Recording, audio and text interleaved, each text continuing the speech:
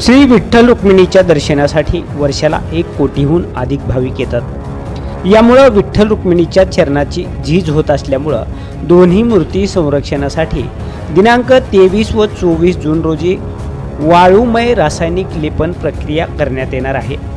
पहिल्या दिवशी मूर्तीची स्वच्छता करण्यात येणार आहे। यामुळे विठ्ठल रुक्मिणी भाविकांना दर्शन मिळू शकणार नाही। मंदिर 2 दिवस बंद ठेवण्यात येणार आहे।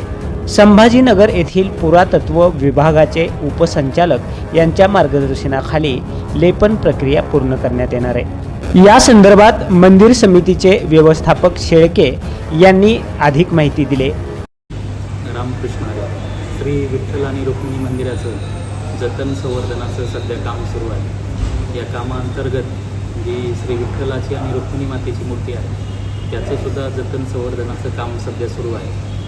भारतीय पुरातत्व विभागाचे अधिकारी, त्याचप्रमाणे आपले राज्याचे पुरातत्व विभाग, त्याचप्रमाणे माननीय जिल्हाधिकारी महोदय, मंदिरे समिती या सर्वांचीच मागील आठवड्यात संयुक्त अशी बैठक झाली आणि पुरातत्व विभागाने दिलेल्या सूचनेनुसार आपण श्री पांडुरंग आणि रुक्मिणी मातेच्या मूर्तीवरती जतन संवर्धनाची रेस्टोरेशनची प्रक्रिया करणार आहोत। यापूर्वीच आपण सर्व माध्यमांना कळवलेलं आहे की ही प्रक्रिया 22 उद्या सोमवारपासून सुरू होईल आणि ती 23-24 अशी 3 दिवस चालेल। या कालावधीत दिनांक 23 आणि 24 तारखेला पूर्णपणे मंदिरातील दर्शन हे बंद राहणार आहे आणि उद्या सुरुवातीला 22 तारखेला संध्याकाळी 10 वाजेपर्यंत दर्शन सुरू राहील आणि रात्री 10 वाजल्यानंतर दर्शन बंद करून ही मूर्तीवरची प्रक्रिया सुरू करण्यात येईल। यामध्ये आपण जी प्रक्रिया करणार आहोत त्या बाबतीत सर्वच स्थानिक महाराज मंडळी असतील, विविध संघटना असतील,